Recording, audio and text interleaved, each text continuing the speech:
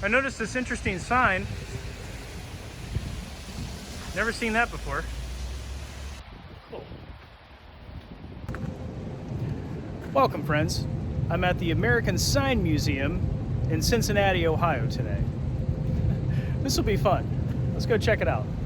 The American Sign Museum is a 20,000 square foot indoor space covering more than 100 years of American sign history.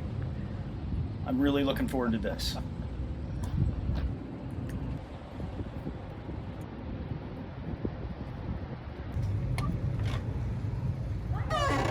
Hey. Today.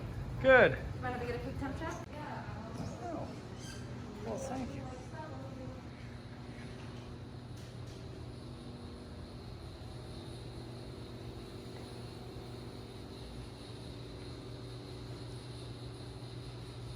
This is an awesome museum. I'm in the first room of the exhibit, and there's a ton of information here already.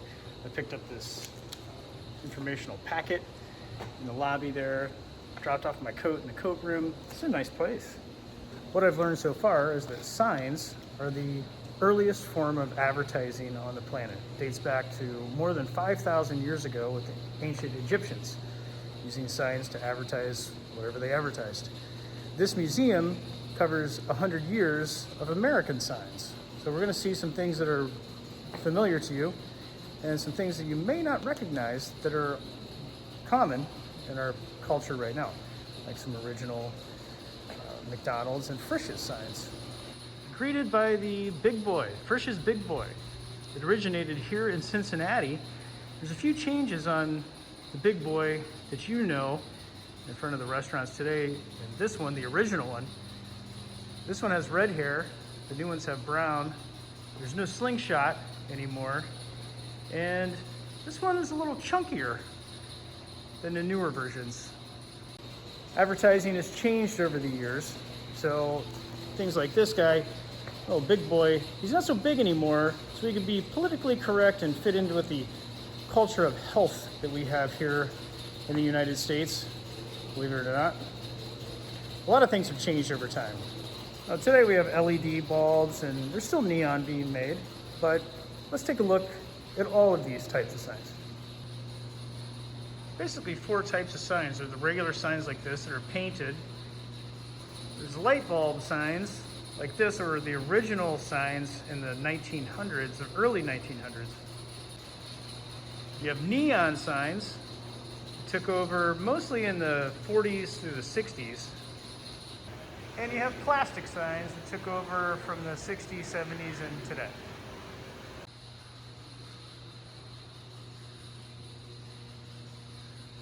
Very cool. This wall is full of some really cool imagery. It looks like the 40s and 50s.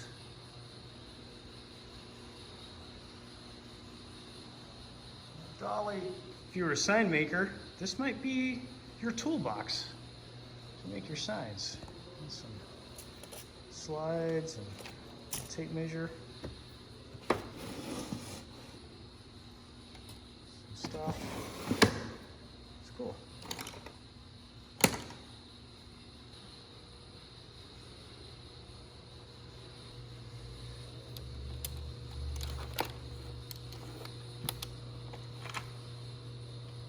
Oh, cool. I like this toolbox. Back in the turn of the century, in the early 1900s, these glass signs were really popular. They were all hand painted. So if you had a small business in a small town, and you had one of these signs, it was definitely made by somebody at that one location, and a one of a kind. It must have taken a long time and a lot of artistry to make these signs. It's cool to see the tools of the trade.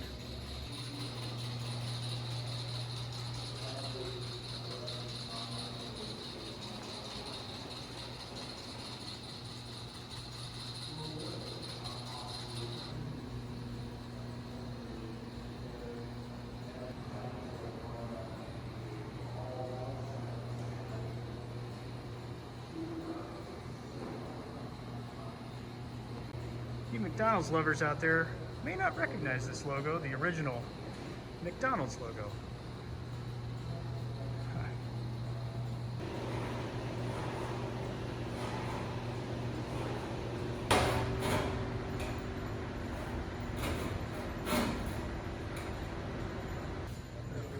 shop.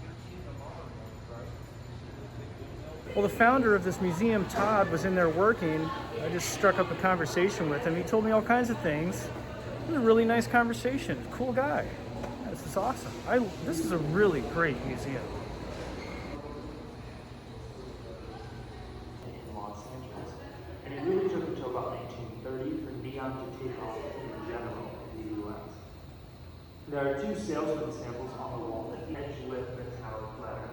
Nothing in this case is the purpose of the art. This is a salesman sample. The museum. If I could only put this on the side of the Vantasy.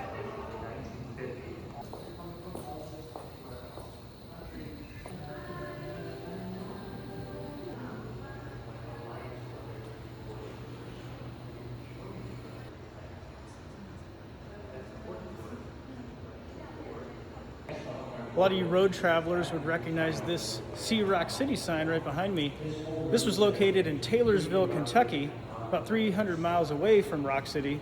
It was a long time standing barn that was going to be razed, but it was saved and put right here in the museum. Very cool. It's very old. The mail pouch tobacco sign that was also on a barn in Kentucky about 30 miles south of Louisville was retrieved and saved from a barn that was going to be raised as well. So it's a cool find and a great save.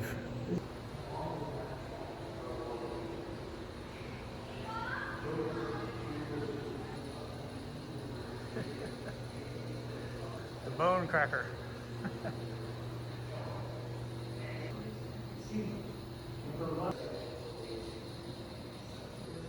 Here's a cool sign box for those letters that you had to manually put up on signs. Sometimes you still see these things. All the gas stations in my hometown had giant numbers that they put up for the prices of gas. Probably still use them in some places. I love that font. All these old time signs. In my days working with Toolman Electric in Orlando, we did a lot of sign work, did a lot of neon work. I learned a lot from Kevin at Toolman.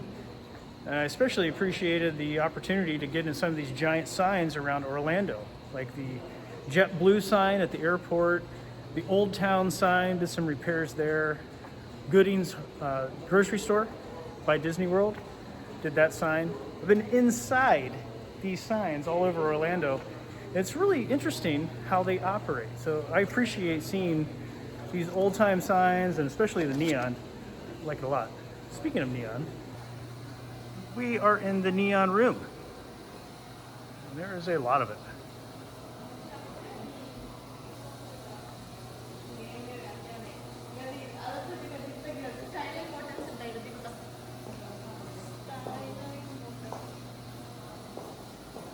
Some more tools of the trade. Paint, brushes. Oh, look at that brush. It's cool.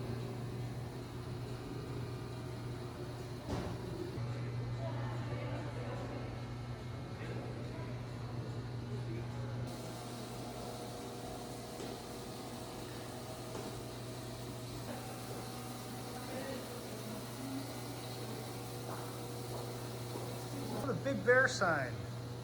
I remember those grocery stores. I was growing up. Got a lot of plastic signs here too. Greyhound, Colonel Sanders, and of course the Gulf gas station sign.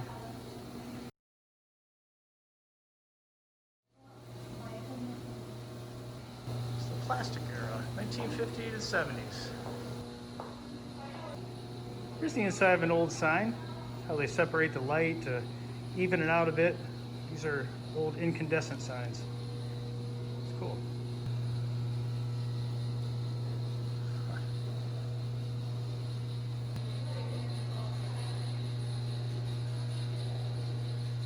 Hey, you can make your own sign. I know a lot of you like these old metal signs. These are cool. The authentic old ones. They were in front of gas stations and the Coca-Cola signs, especially. Those are really cool to see. A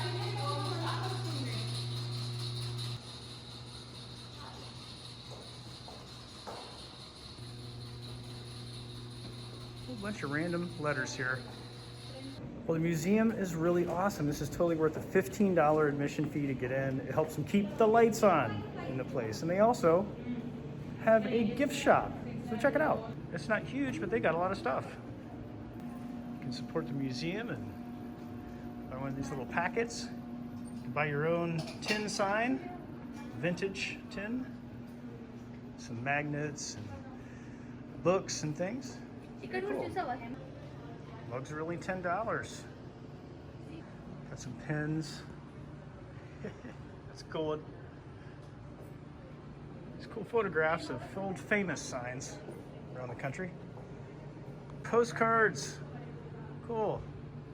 As you probably know, friends, if you contribute to Dre's World and help the Vantasy keep rolling down the road and keep these videos coming, I will send you a postcard from one of my adventures every month. If you're a $5 contributor or more, you might be getting this exact postcard from the American Sign Museum. Thanks in advance. Friends, the American Sign Museum in Cincinnati is a smash hit. It is awesome. Totally worth the fee to get in. They got so much cool Americana nostalgia here. Definitely check it out. Well, friends, if you like what you're seeing, hit like, hit subscribe, hit that bell notification button so you don't miss out on any of these adventures ever again. And go ahead and shoot over to Patreon/Dre's World so you can get one of these postcards in the mail this month. I appreciate it, friends. I'll see you in the next video. That's a big pig.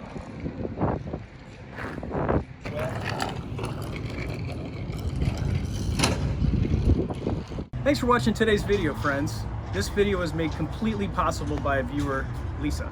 She messaged me and offered to pay my admission fee to the American Sign Museum if I were to make a video there. And I accepted, and I picked her up this very cool postcard.